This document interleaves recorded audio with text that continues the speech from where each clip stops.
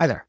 After 43 years with type 1 diabetes, I finally developed a system to eat low carb, enjoy my food, and stay in range using my T-Slim insulin pump. So today, I'm going to share my top 4 tips for covering protein and fat heavy meals on a pump without spiking or crashing.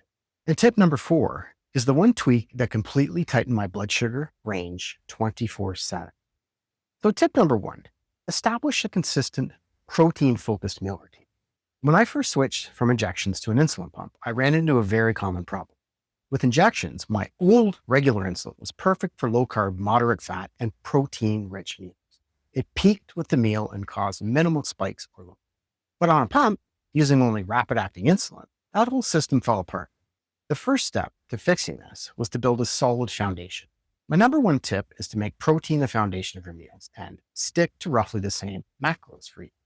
The same amounts of protein, carb, and fat. For me, skipping this led to hunger and unstable blood sugar. So consistency is key because it makes dialing in your insulin so much easier. Tip number 2, master the extended bolus feature on your pump. And here's my core strategy. I program my standard insulin dose manually. That's right, I don't enter the carbs on the pump. Then I set the pump to deliver 80% of that dose immediately and extend the other 20% over a 1-hour period of time to cover that long delayed absorption of the meal. It took weeks of testing and trial and error to get these ratios right. I started with a 70-30 split over 30 minutes, and after seeing late highs, I adjusted the 80-20 split over 1 hour. If a meal has more protein or fat, I'll extend that 20% for longer. And then if it has less, I might shorten the time. So have you tried using an extended bolus before on your pump? Let me know in the comments, and I'd love to hear what works for you. Tip number 3, have a simple strategy for higher carb meals. What about those date nights or the occasional high carb meal? My third tip is to have a simple, no stress strategy for those situations. So for those moments, I rely on the standard carb ratios already programmed in my pump. I just enter the carbs and let the pump do its thing.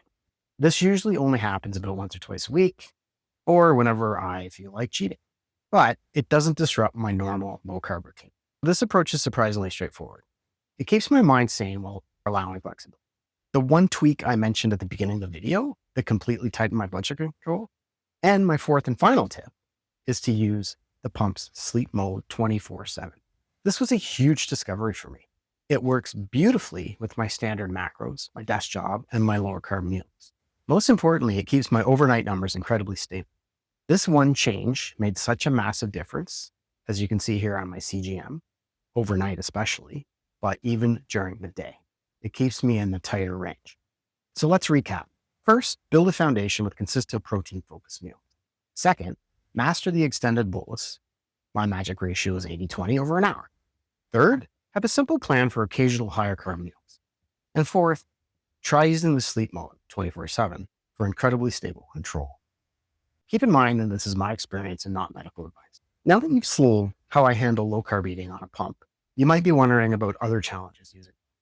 So in the next video in this How To Insulin Pump series, I'm tackling another big, how to exercise with your insulin pumps. Check out this video here, things I wish I knew before starting my insulin pump.